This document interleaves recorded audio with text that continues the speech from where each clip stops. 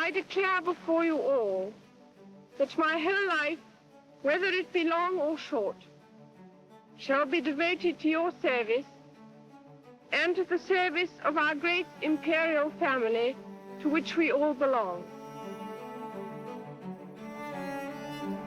Queen Elizabeth II was the longest reigning monarch in British history. Throughout Her Majesty's life, she was surrounded by influential people that left their mark in time. During her reign, she has seen world wars, presidential assassinations, moon landings, disasters, and many other memorable events. The Queen has outlived all of those dearest to her, watching the world change with their passing. Her reign represented enormous change for the country. In 70 years, Her Majesty remained the only constant. Through her reign, Prince Philip, Duke of Edinburgh, was always by her side, supporting her through everything. Prince Philip was the late Queen's husband.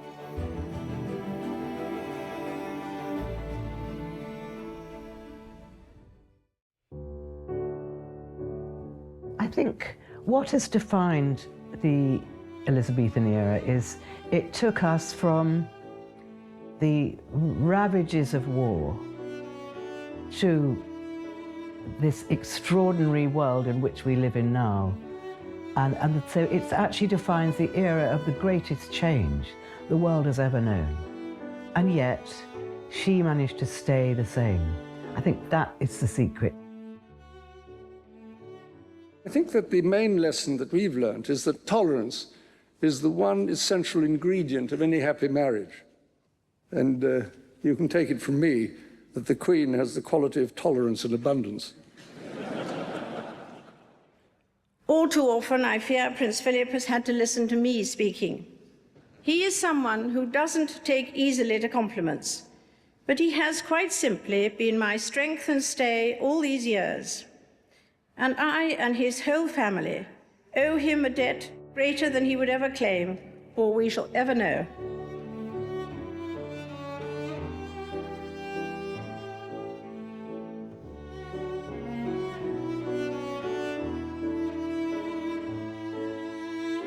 Prince Philip of Greece and Denmark was born in Monrepo on the Greek island of Corfu on the 10th of June 1921. The only son and fifth and final child of Prince Andrew of Greece and Denmark and Princess Alice of Battenberg. After a suffocating loss during the Greco-Turkish War, a revolutionary court banished Philip's father from Greece for life, and he evacuated the country with his family aboard HMS Calypso. It was a difficult and strenuous upbringing, fraught with tragedy, moving from place to place. Philip finally found stability in the Royal Navy in 1939, when he became a cadet at the Royal Naval College, Dartmouth, the very place he would meet his future bride, Elizabeth.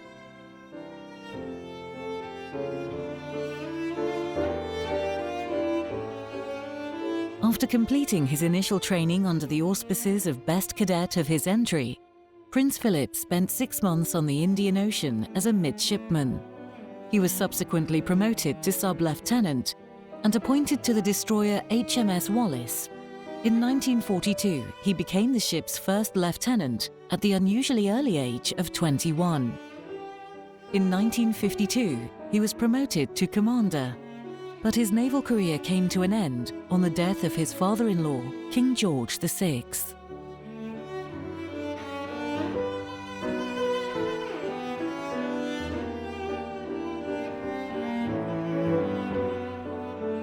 His mother was Queen Victoria's great-granddaughter, and his mother was born in Windsor Castle, actually. And his mother was also Lord Louis Mountbatten's sister. Prince Philip fulfilled his military service in the Royal Navy. He was educated at Dartmouth College, and then he left college and went straight into the Navy, and he actually saw action, and he saw the Japanese surrender at the Battle of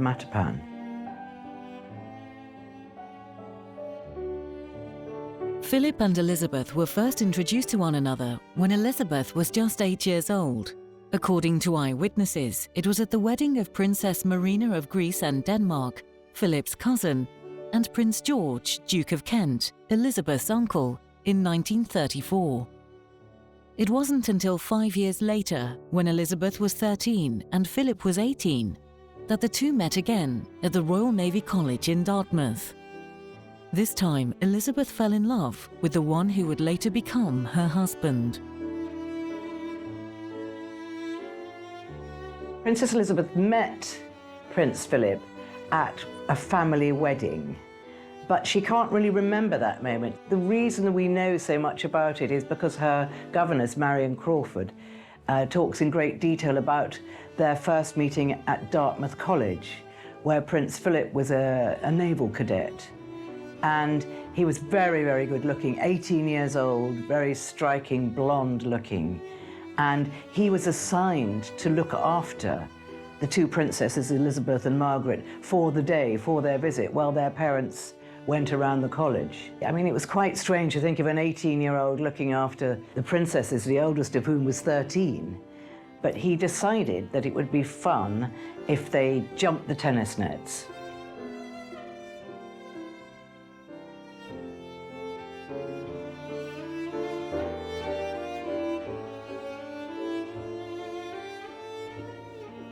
When the Queen was about to get married, she actually received a request to asking how they first met. And she wrote this lovely letter to this lady who was writing a sort of a little official guide to the wedding. And she said, I can't really remember when we first met, but the first time I remember meeting Philip was at Dartmouth Naval College. When she was 13, he was 18. He was about to leave college and go off into the Navy. It was the beginning of the war. And she was just a little girl in a hat and a coat and little shoes. I mean, but she completely had a crush on Philip. I mean, whether or not he'd really noticed her, we don't know. But he certainly liked the attention he got.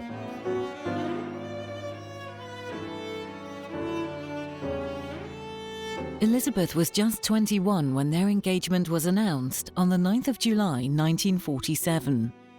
This event was not without controversy.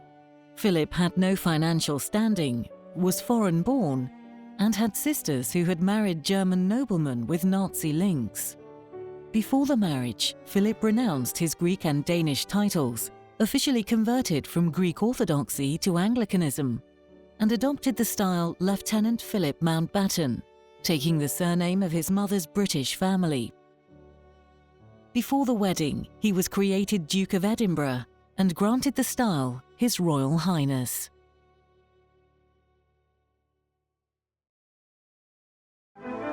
When her engagement to Lieutenant Philip Mountbatten of the Royal Navy is announced, the heart of the world is thrilled by the prospect of one royal wedding with a genuine aura of romance. A former Greek prince, Philip gave up his Greek citizenship to become a British subject. On the eve of the wedding, the king elevates him to the peerage, and he becomes officially His Royal Highness Prince Philip, Duke of Edinburgh, Earl of Merioneth, and Baron Greenwich.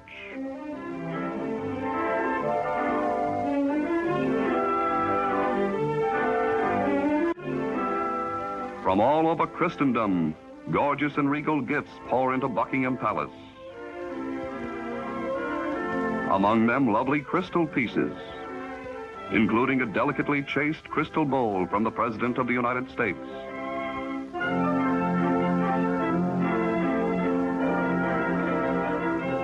From prince and commoner, tokens of esteem and good wishes by the hundreds are acknowledged individually by Elizabeth, with the simple sincerity of any well-bred young woman who punctiliously observes the amenities despite the tremendous demands upon her time. This picnic hamper from Sister Margaret is covered with alligator skin. The Swiss watchmakers send one of their finest. From Burma and Bombay to Regent Street in London, jewels from governments and family have been showered on the bride.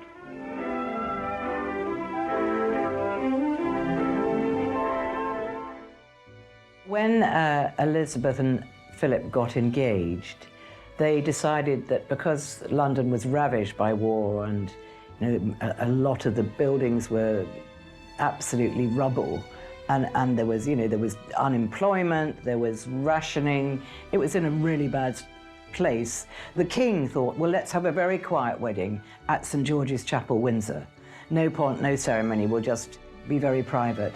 But then the government, surprisingly, said, no, no, no, we need to lift the people's spirits. Let's have a beautiful royal wedding that everybody can see.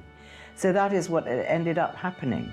And it was televised, and eventually the television got to America. So it became a global affair, and it did lift people's spirits in London hugely. To see this beautiful young couple married, no one had seen anything like that for the years of the war.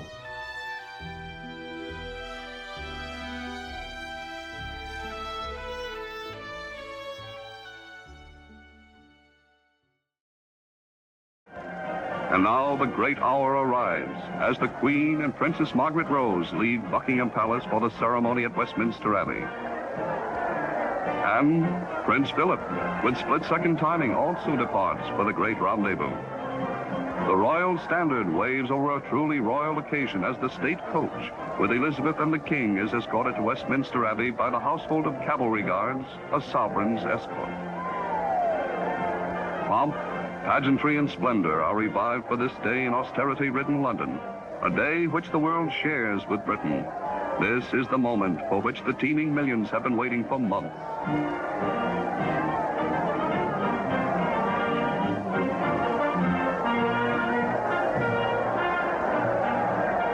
A deep-throated roar swells in volume as cheering thousands greet the princess. The drabness of the day is forgotten.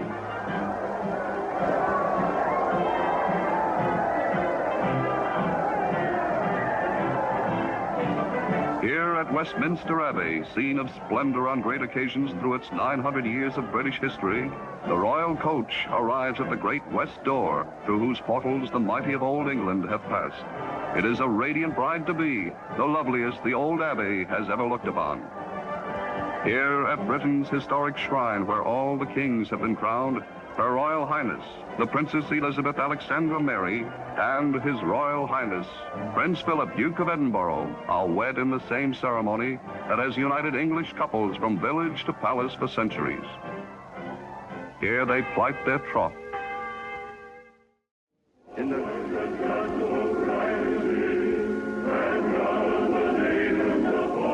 the proud words of King George, our daughter has married the man she loves.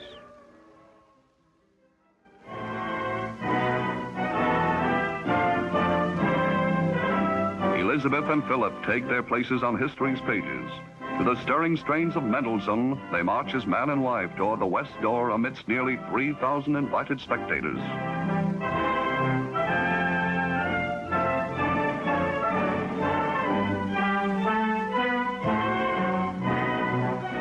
It is a deeply moving occasion, and yet a supremely happy one for the King and Queen as well as the Queen Mother.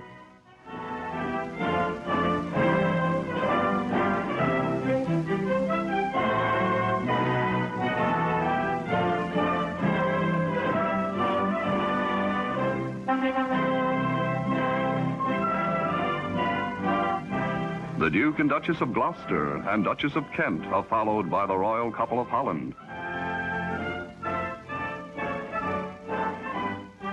Lord and Lady Mountbatten follow, and in the train of members of... But the wedding of Philip and Elizabeth was a light in the darkness, I think Churchill described it as, because it was 1947, just at the end of the war. And London was ravaged, you know, it was, people were, they'd come back from the army and they had no jobs. It was a really, really dark time. And the wedding of this sort of very handsome young couple did actually cheer the nation up. It really did. And it was in Westminster Abbey. It had everything that you would expect a beautiful wedding to have.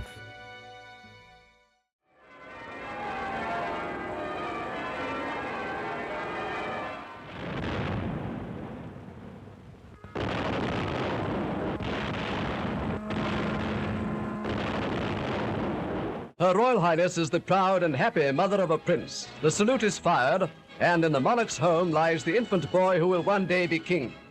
On Saturday, the eminent gynecologist Sir William Gilliatt was called to the palace for the most responsible case in even his career.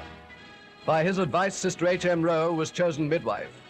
The whole country knew that the baby would soon be born. All day on Sunday, people waited outside the palace, including phlegmatic pressmen with whom it is a point of honor to show no excitement. And all day there was no announcement. It was after 10 at night that those who waited, and they were very many, heard the tremendous news, a royal baby and a boy.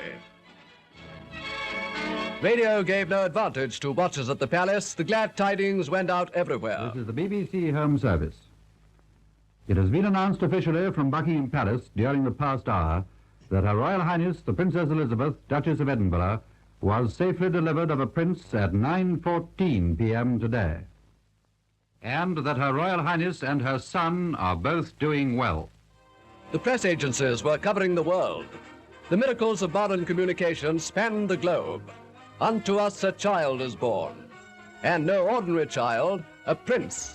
For the moment, all other news took second place. The morning newspapers went to press with one of those rare, warm stories that touch every heart. Cable and radio brought thousands of messages of congratulation from every corner of the Commonwealth. The young royal mother, herself a child but little more than yesterday, lay at her parents' home, an infant prince at her side. By custom, the Home Secretary was among the first informed. When he arrived at the Home Office next morning, the announcement hung outside. Mr. Chutereed was not called to the palace. No one feared in this day and age that some other child would be foisted on the nation. Privileged on this royal occasion to drive through Marble Arch into the park were a King's troop of Royal Horse Artillery. It was their honor and proud duty to fire the salute of 41 guns, announcing the birth of a prince. Prince Philip loves babies and small children, and he was so happy that his firstborn should be a son and heir. He wanted his son to be an image of himself. He wanted him to be macho, and he wanted him to be sporty, and he wanted him to have a sort of very strong personality. Well, Charles wasn't like that at all. He was very timid. He wasn't particularly sporty. He was a little awkward, and he wasn't really the son that Philip hoped he'd have. So as Charles grew, their relationship just didn't work. Philip would, sort of bark orders at Charles, and Charles would cringe and be timid. They just didn't rub along well together. And then when it came to Charles's further education, Philip said, well, what was good enough for me would be good enough for Charles. And he actually thought that Gordonston would be good for Charles because it was up in the north of Scotland, away from the press. It was meant to be wonderful outdoor life, and great emphasis was placed upon the training of the mind as well as the training of the brain. And Philip thought it would be perfect. I think the Queen and the Queen Mother probably thought that he would be, being such a sensitive young man, he probably would have been better to go to Eton, which was, just across the bridge from Windsor, and he would be nearer his family. But Philip overruled that, and he was sent to Gordonston.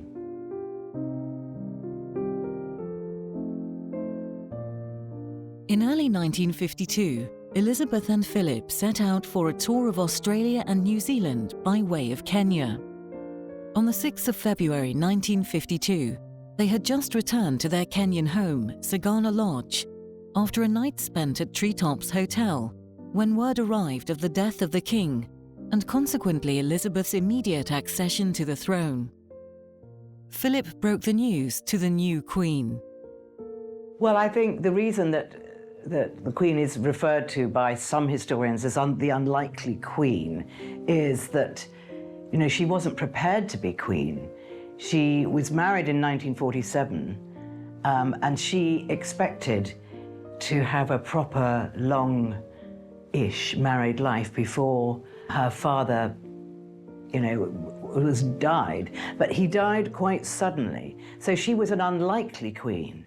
And also she wasn't designated to be queen because her uncle, who became Edward VIII very briefly, abdicated and put Elizabeth directly in the line of succession.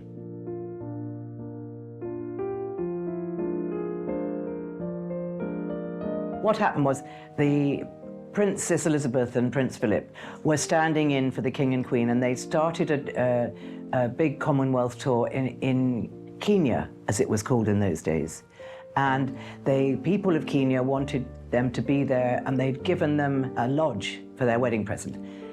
And the sort of joy for them was that they were going to visit this game reserve, and there was a little place called Treetops, which was overlooking a salt lick, so you could really see the animals. You know, this is 1952, so the whole of Kenya was teeming with game, and they spent the night up there. And actually, it was during the night, unbeknownst to the princess, that she became queen. So they left their game viewing, went back to Sagana Lodge, and had a little sleep because they'd been up all night. When the news came across to Prince Philip's private secretary, Mike Parker, that the king had died, and he thought that he eventually had one of those little radios, and he fiddled with it, and eventually he heard the sounds of Big Ben, and he knew that the news was true.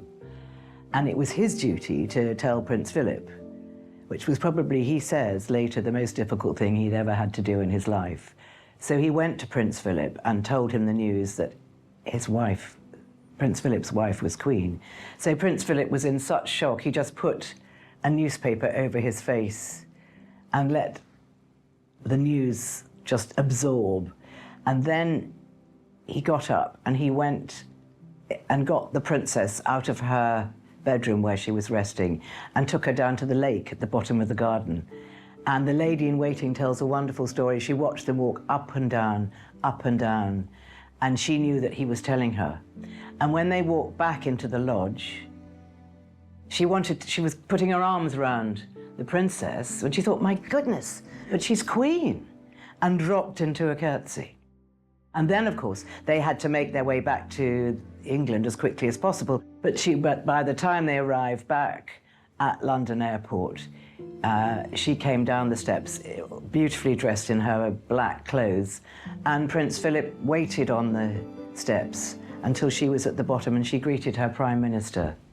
And that's how it was going to be from then on.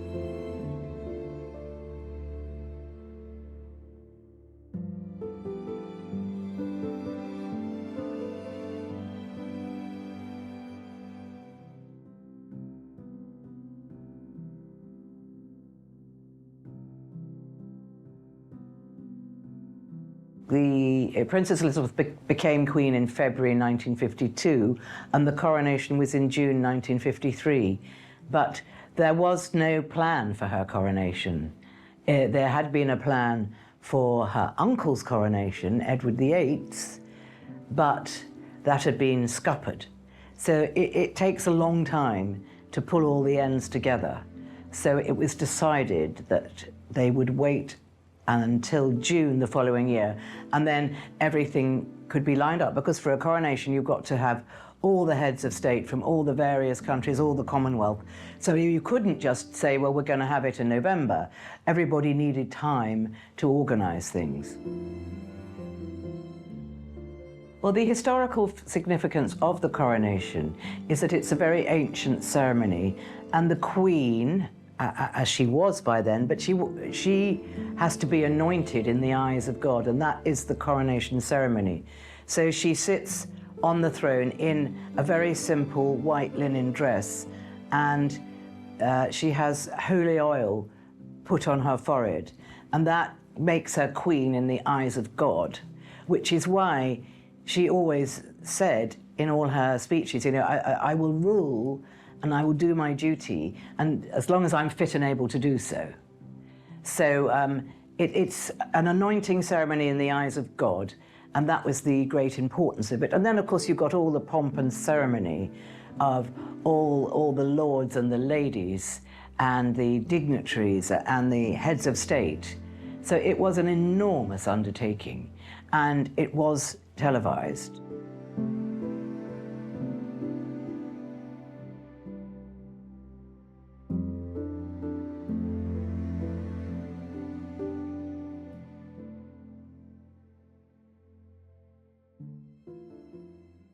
My father was always capable of being able to manage interviews in a way and say things that the rest of us always dreamed we could say.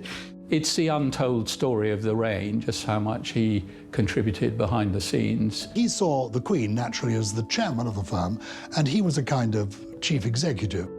He was, I think, a superb consort because he was so different, and I think they made a tremendous team together. Clearly, the Queen, as she said on their golden wedding anniversary, my stay and support all these years, it was a very close relationship, but it was a wonderful team together, I always thought. And you saw it very well on a walkabout. I mean, the Queen, obviously, as monarch, slightly more formal than Prince Philip. Prince Philip picking up the children from behind the rails, taking them over to give their poses to the Queen, and very jokey with the crowd. Equally, you know, if it was on a regional visit around Britain, walking into a vast factory when suddenly everybody falls silent, and the Queen, as monarch, of course, is not about to make a joke, but Prince Philip would always break the ice with some remark, or, you know, go and talk to a group of factory workers and josh around with them a little bit, and it made the atmosphere work very well. This is our visit. It was made in our glass studio. Yes, there's lovely facilities here. It might drop out. Those are our new buildings, and that's the River Thames. And we probably put ourselves a bit larger than we are in reality, but... That's right. Okay, it is. Learning. That's splendid. Don't drop it. Don't drop it. I'll put it back into the sleep. Thank you very much. Thank you. Good. Well, back to work.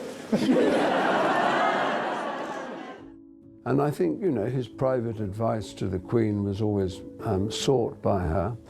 He was very careful always to stay out of any constitutional matters. Those were entirely for the Queen. But I think the way they worked together and the contrast of their personalities was a superb mix. I think Philip had eventually had a very big influence. At the beginning, he stood back. You know, thought, I'm not interfering, I don't want to see the state boxes. Lilibet must get on with this herself. I cannot be seen or want to interfere. Then he found he had nothing to do. So the Princess Elizabeth then, you know, gave him things to do. And when she became Queen, she made him chair of the Coronation Committee. She made him Ranger of the Windsor Great Park, and she put him in charge of the royal estates.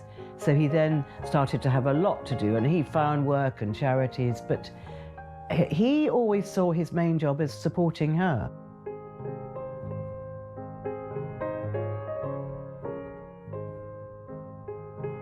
Philip was not himself crowned in the coronation service, but knelt before Elizabeth, with her hands enclosing his, and swore to be her liege man of life and limb. After she acceded to the throne, the Queen also announced that the Duke was to have place, preeminence, and precedence next to her on all occasions and in all meetings, except where otherwise provided by Act of Parliament. This meant the Duke took precedence over his eldest son, Prince Charles, except officially in the British Parliament. As consort, Philip was a great support to the Queen through all her duties, accompanying her on tours, state dinners, and other important events throughout the years.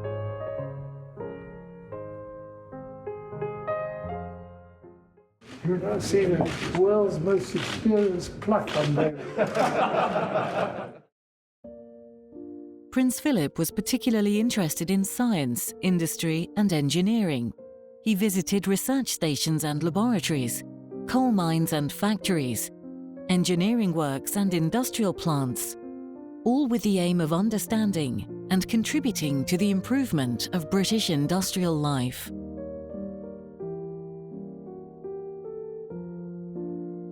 Prince Philip was also passionate about environmental and conservation issues. Concerned about pollution by exhaust fumes, he began to use an electric car in the 1960s.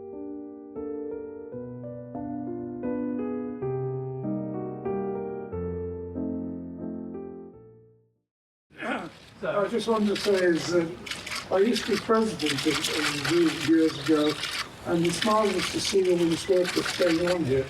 And I also used to be president of the World Wildlife Fund, which organised a Operation Tiger years ago in India.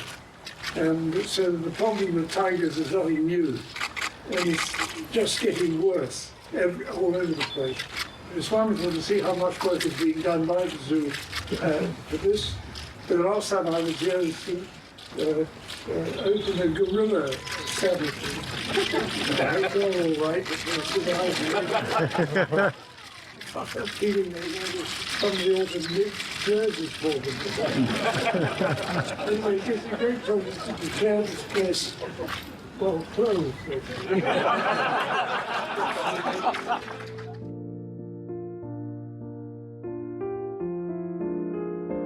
Philip was very keen on youth in a way that his son, Prince Charles, now King, also was. So Prince Charles had his inner cities, Prince Philip had his playing field association. He noticed there was all these sort of bombed out sites and wasteland, and he thought, let's make this into playing fields for children, and that was a huge thing that he did.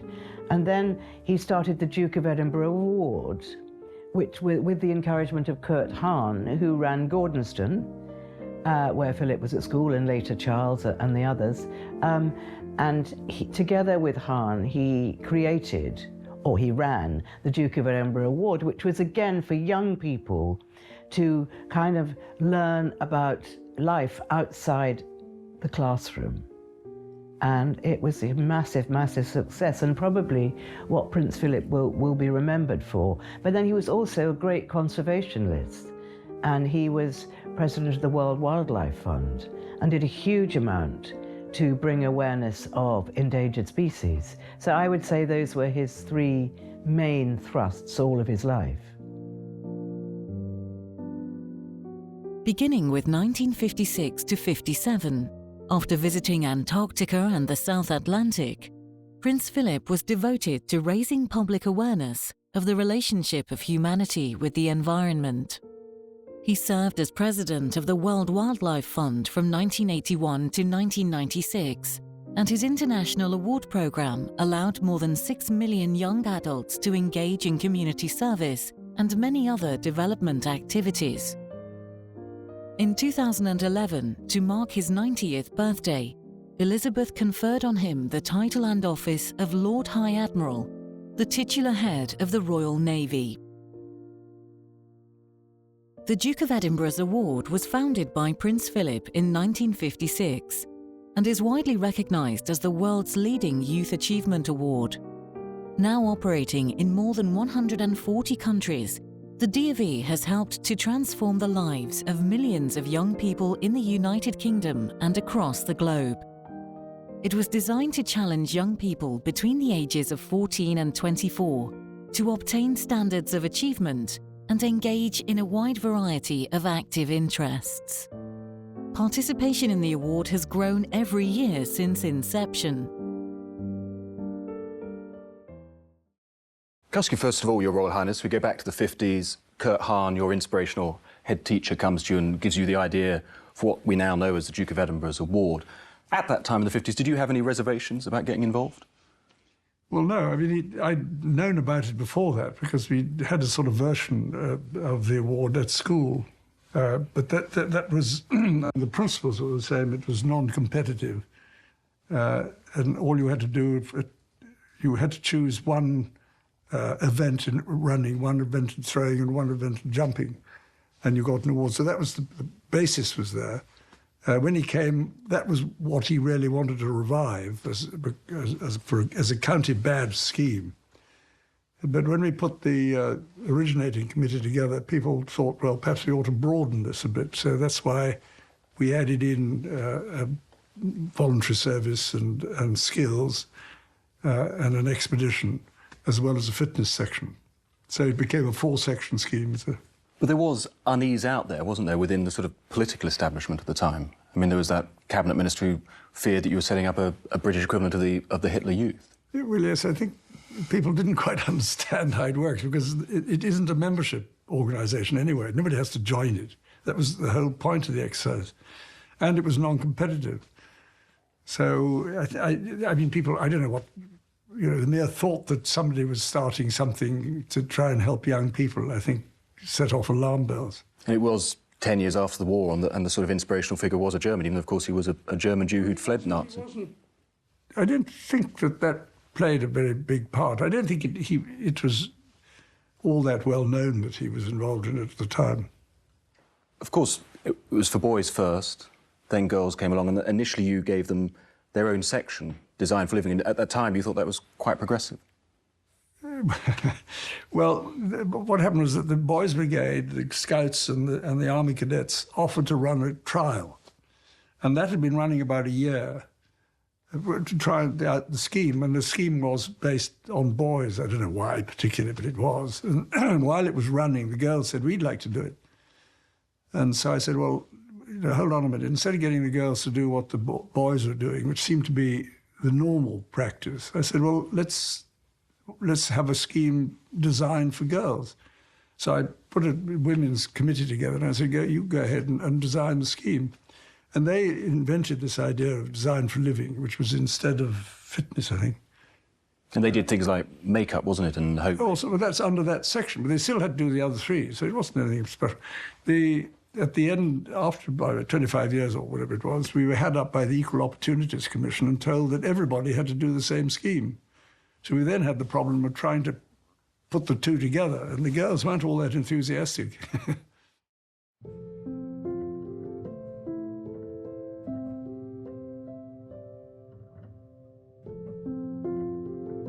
In April 2009, Philip became the longest-serving British royal consort.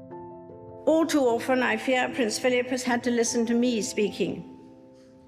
Frequently, we have discussed my intended speech beforehand, and as you will imagine, his views have been expressed in a forthright manner. He is someone who doesn't take easily to compliments, but he has quite simply been my strength and stay all these years. And I and his whole family, and this and many other countries, owe him a debt greater than he would ever claim, or we shall ever know.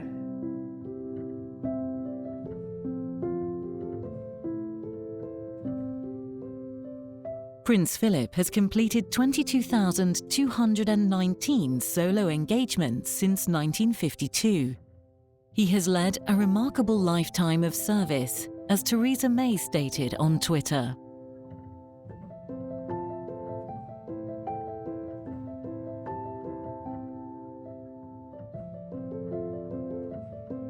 Prince Philip had previously stated he was not thrilled by the idea of living an extremely long life, remarking in a 2000 interview that he could not imagine anything worse and had no desire whatsoever to become a centenarian, saying bits of me are falling off already. On the 9th of April 2021, Prince Philip sadly passed away at 99, only 2 months before his 100th birthday, leaving Elizabeth all alone after their 73 eventful years spent together. I particularly wanted to say that my father, I suppose the last 70 years, has given the most remarkable, devoted service to the Queen, to my family, and to the country, and also to the whole of the Commonwealth. And as you can imagine, my family and I missed my father enormously. He was a much-loved and appreciated figure. And apart from anything else, I can imagine, and we're so deeply touched by the number of other people here and elsewhere around the world in the Commonwealth who also, I think, share our loss and our sorrow. And my dear Papa was a very special person who, I think, above all else, would have been amazed by the reaction and the touching things that have been said about him. And from that point of view, we are, my family, deeply grateful for all that. It will sustain us in this particular loss and at this particularly sad time.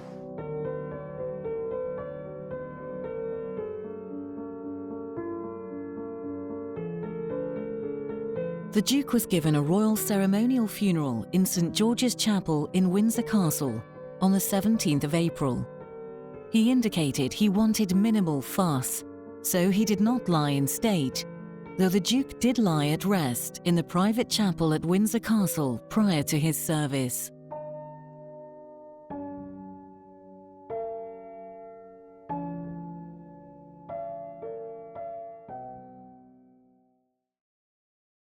I think Prince Philip's legacy is that he was the Queen's greatest supporter and enabled her to do this incredibly lonely and demanding job. And he made her laugh. She actually said something very, very charming in her Christmas message, saying that, you know, that the twinkle in his eye was as much there when he died as it was when she very first met him. And I think in a way that said it all.